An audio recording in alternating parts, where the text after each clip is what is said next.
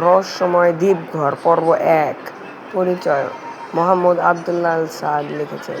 বিষয়, বিছানায় শুয়ে আছি, ভাবছি আজ ২২ তারিখ। কাল থেকে তো সব কাজ বন্ধ, তবে মায়ের ও বাবার বাড়িতে এবার ঈদ করব না। ঈদ ২৬ তারিখ। বাসায় বন্ধুদের সাথে ঈদ করলে কেমন হয়? মা বাবার কাছে ফোন দিয়ে বললাম যে এবার বাসাতেই কুরবানি ঈদ করব, কিন্তু মা বাবা বলে, তবে কাছেই তো তোর মামা বাড়ি, সেখানেই তুই বন্ধুদের নিয়ে ঈদ করিস। তবে তাই করতে উদ্যত হলাম। আমার পরিচয় তো দেওয়াই হয়নি। আমি সাদ, আমি একজন পুলিশ। আমার আরও এক ভাই সোয়াইব ও বোন ফাতিমা। তারা থাকে সিরাজগঞ্জের শাহজাদপুরে ও আমি থাকি উল্লাপাড়াতে।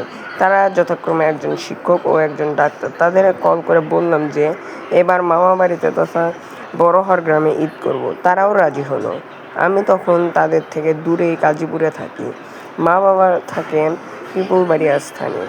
পরিবারের পরিচয় এমনইভাবে কাটে। বন্ধুদের ফোন করলাম, নাম জিএম, ওমর, নাবিল, রাইয়ান। বললাম চল এবার আমার মামা বাড়িতে ঈদ করব। তারাও রাজি ও বলে আমরা অনেক দিন থাকবো। আমিও খুশি। তারা যথাক্রমে চাকরিজীবী, ইঞ্জিনিয়ার ও মাওলানা হাফিজ।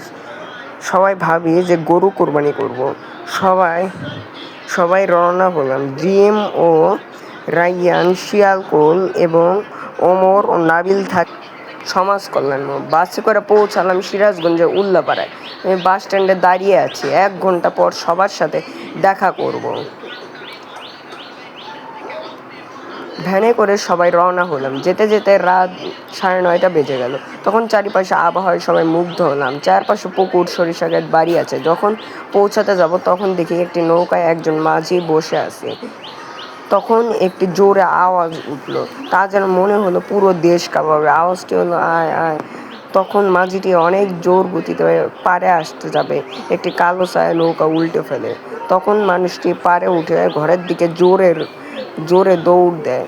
ভ্যান চালক কিছু দেখতে পেলেন না এবং কোনো আওয়াজও শুনতে পাননি।